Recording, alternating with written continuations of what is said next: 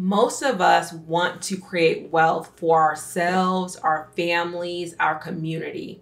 And in doing this YouTube channel, primarily focused on home ownership and first-time home buyers, what I'm finding is some people don't have a basic foundation to build financial stability.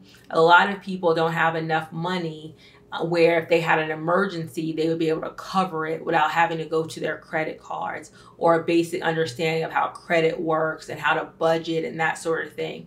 So I wanted to come up with something that would help guide people to a basic foundational wealth and financial stability. So both, and I'm calling them wealth weekends. Because also what I'm finding is a lot of people don't have a lot of time. So they're getting so busy with work and that sort of thing, work, their families, everything that's going on. They don't have time to focus on some of the things they need to focus on financially. So Wealth Weekends is a checklist. There's one thing per month that by the end of the year, by the end of the 12 months, because you can start this at any time, by the end of the 12 months, you will have a firm financial foundation. So I'm going to go over all of them so, we can get started. All right, so the number one is credit. You want to make sure that you're having a stable and strong credit score. And that's very important. You want your goals to be at least above a 760. And that might be a long-term goal for you depending on where you're starting from. But at 760, you're going to be able to get the best interest rate offers. You don't have to say, I need an 800 or I need an 830. Above a 760, from all of the lenders that I've talked to and interviewed, they're saying you're going to get the best rates at that range above a 760. So I've done a full video, and I will link it to the end of this video, about how to begin to gain that credit score.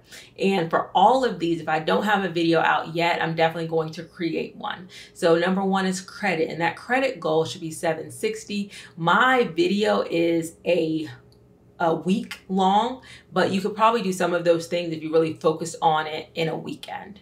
Number two is your budget. So a lot of people are not working from a budget. They're working from just, they have the money in their account, they're spending money as needed, but they don't have a budget that they're working from every month. And so a lot of the money that they're spending is not done in a disciplined way.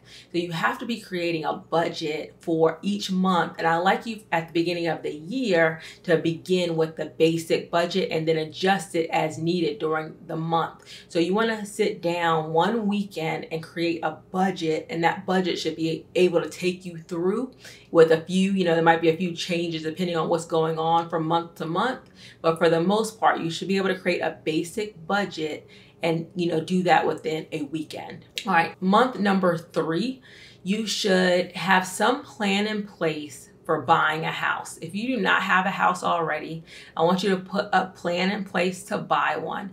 The majority of wealth is held in property for the most part. So you having a plan to own where you live is an easy way for you to have some kind of financial stability, because not only do you have a place to live, but over time that house is getting paid off, and over time that house should, in most cases, be gaining equity over time. So I want you to put a plan in place to buy a house, and the plan that I like you to have is go ahead and get pre-approved. So take a weekend, one weekend. I'm not saying do something every weekend. I'm saying, say it's a month of, right now I'm doing this video in the month of August. I want you to take one weekend out of the month of August and say, okay, I'm going to put a plan in place for buying a house. And an easy way to do this is to go ahead and get pre-approved. I've done this video with a lender that kind of went over the process, but getting pre-approved can tell you where you are and have a plan to buy that house in the future. Number 4 is life insurance. You should have, most people don't have life insurance. So I want you to take one weekend and to get life insurance. from your employer or from a private company, your goal is to get 10 times your income. 10 times your income. So if you're making $50,000 a year, you would want a life insurance policy of $500,000.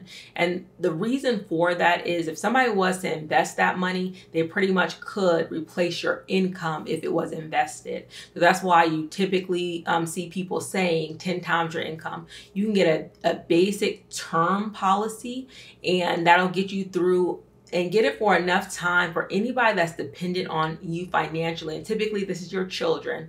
If anybody or your spouse, if anybody's dependent on you financially, go ahead and get life insurance that is 10 times your income.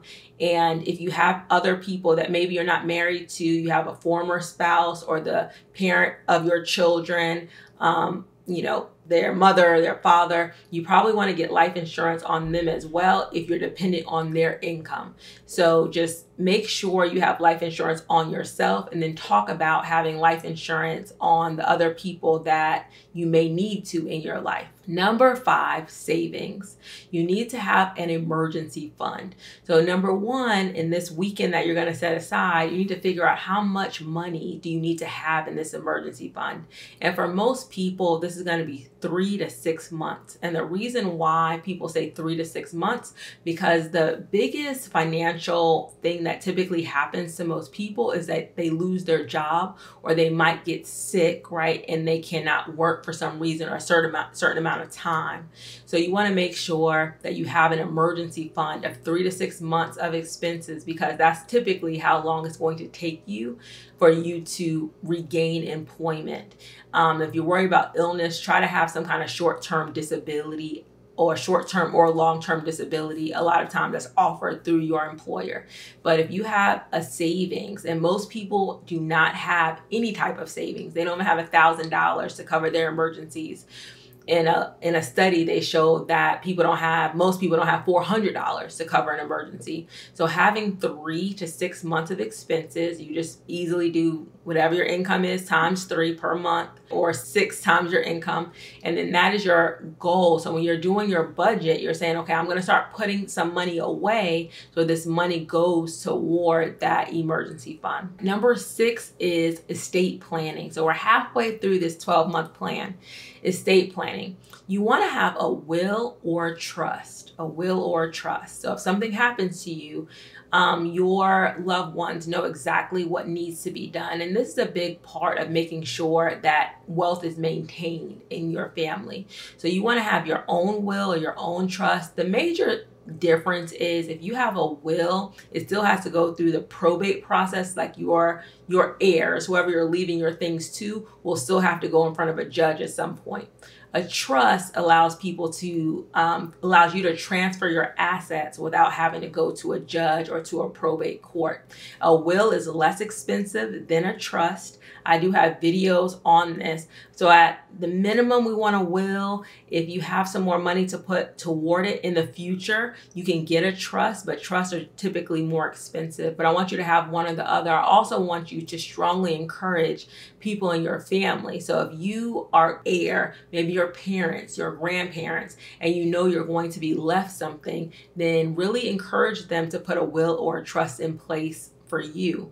So, but at the minimum, because you can't control what other people are going to do, make sure you have a will or a trust in place. Now we're halfway through. If you haven't already, like and subscribe to my channel. I also want you to give me a score of these 12 things. How many of these things do you have in place for yourself? So do you have 10 of the 12? Do you have 3 of the 12? Let's get into the bottom part of the list. Number 7, you need a debt plan. So ideally you want to pay off your debt, because a lot of times your debt is high interest rate debt. So credit card debt, student loan debt, those types of debt are high as far as your interest rate. So even if you're saving, your debt is kind of minimizing your savings, because you know that interest keeps on accruing on those high interest debts. So you want to have a debt plan.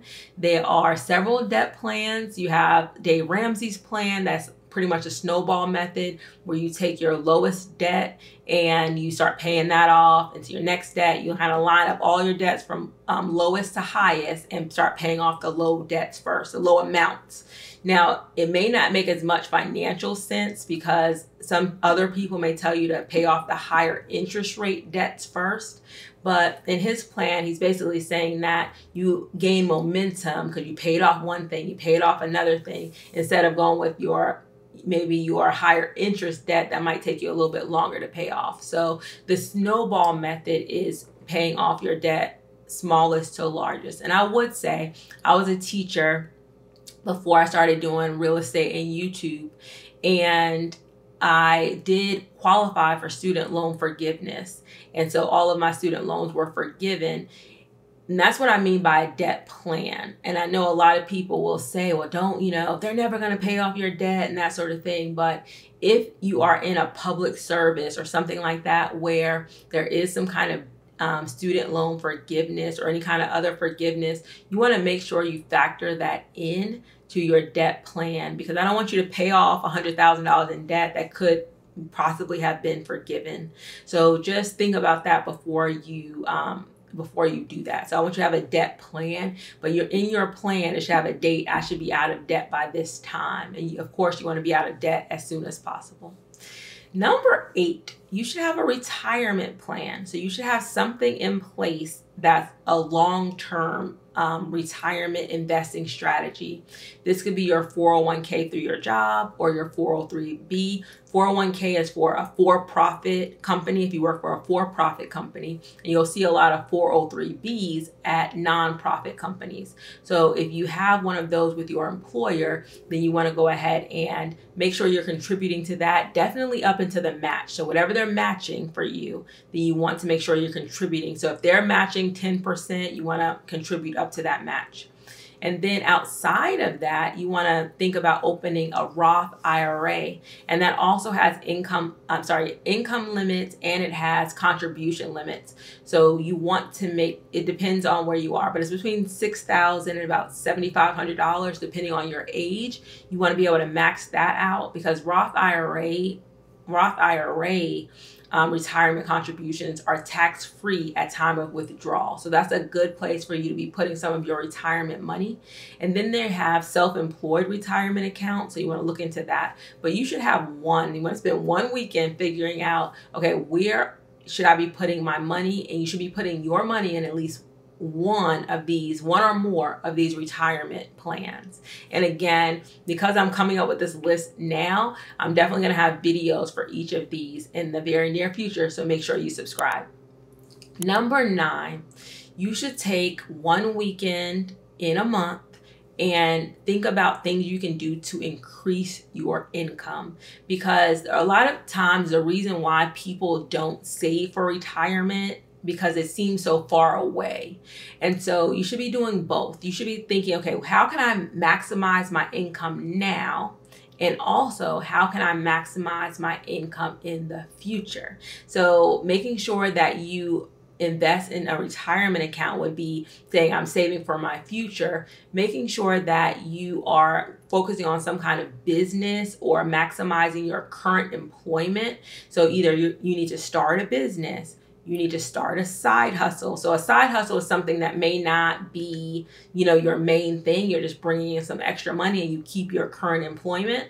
Or you say, I'm going to start a business. Sometimes the side hustle becomes your main business. Or you are maximizing your current employment. Never stay in the same position, I would say, more than 2 to 3 years. You should be looking to move up because your skills should be increasing within those 2 to 3 years. So it usually makes sense for you to go outside your current company a lot of times. If you're going to be able to make more somewhere else, then to stick with your company that might have a set amount of increases that they may give you. For example, teachers have salary schedules, and so you have a set amount typically that you're going to increase year after year. Or it may make sense, okay, can I use my teaching education and possibly making more money somewhere else? If that means going to a different school system, or, just you want to make sure you're maximizing your current employment wherever you are. And then you're also want to make sure you're doing some kind of business or side hustle to bring more money in. Okay. So, but you could spend that weekend trying to figure out what that is. A lot of times the least expensive startups are going to be some kind of online business that you can start that doesn't have big overhead. Like you have to open up a brick and mortar business. All right. Number 10 is tax planning, not tax preparation. You want to make sure you're paying the least amount of taxes. You only want to pay the taxes that you are required to pay. And so there are a lot of things, a lot of people do tax preparation because they're required to by law, they file their taxes, but not a lot of people do tax planning to say, okay, what can I do to make sure I'm paying less in taxes? And that is something, if your tax preparer doesn't offer you, you can ask them for a recommendation to say, okay, who can I go to for tax planning so I'm not paying as much, so I can change my deductions, I can get some more write-offs, that sort of thing, so you're paying less in taxes. And having a side business typically helps with some of that tax planning. So for 1 month, aside from your regular tax preparation, you want to meet with a tax person that can help you plan the next year. So you're maximizing or you're minimizing how much you're paying in taxes. I've done this video with my children about hiring them, and that's part of like tax planning. How can I hire them, take that money and invest it? But it's not tax preparation. So that's an example of something you may be able to do. Number 11, this is investing beyond retirement. So these would be things like 529 plans. So 529 plans allow you to save for your children's college education. You should always save for retirement first because there's not really any scholarships or anything like that for your retirement. But 529 plans can help you save for your children's college. So that's not coming out of your pocket directly at time of college because you've saved and you've invested, and hopefully that investment has grown since they were born. And if you don't use the money in your 529, a new law allows your 529 to be changed into a Roth IRA for that child. So it's really a good idea to start these accounts. And then you have mutual funds, index funds, and real estate that you can invest in outside of your retirement account. So if you want to purchase real estate investment property, if you want to get other types of investments, I'm not a big advocate of like day trading, like buying single stocks. That's kind of something you need to be well versed in because you can't make a lot of money. You can also lose a lot of money. But if that's something that you want to use some of like your side money to explore, you can. Just make sure you have some of those stable things in place, like your retirement accounts, your emergency funds, and that sort of thing. And then number 12, I don't want everything just to be that you're investing, you're building wealth without you being able to have some fun with your money. So at the beginning of each year or at some point during, I like to do it at the beginning, but make a list of some of the things you want to do that cost money that are just going to be fun, are things that you want to experience. So if you want to travel, or if you want to take, your children on a trip, or go see something, or have some kind of experience that's going to cost money, then you want to have an idea of what that is, put some money aside so you can pay for that, instead of putting it on credit cards and that sort of thing. So at the beginning of the year, my family and I, we make, a list of everything. I have 2 children. And so my husband and I, my 2 kids, we sit down and we might say, okay, we want to go to Disney this year. And some of them are small things. Like we want to go to like a football game, a baseball game, or want to try a specific restaurant, or go to a specific place. But we come together and we say, these are the things that we want to experience as a family. If you don't have a family, you just write a list by yourself, and then we go through that list and say, okay, these are the things that we're going to try to do this year. This is how much it's going to cost us. So we did go to Disney last year, but we had that plan ahead of time as to what that was going to be. All right, so I hope this was helpful. Again, this list, this wealth weekend list, is to give you a foundation on which to build your wealth over time. your wealth that can be sustained over time.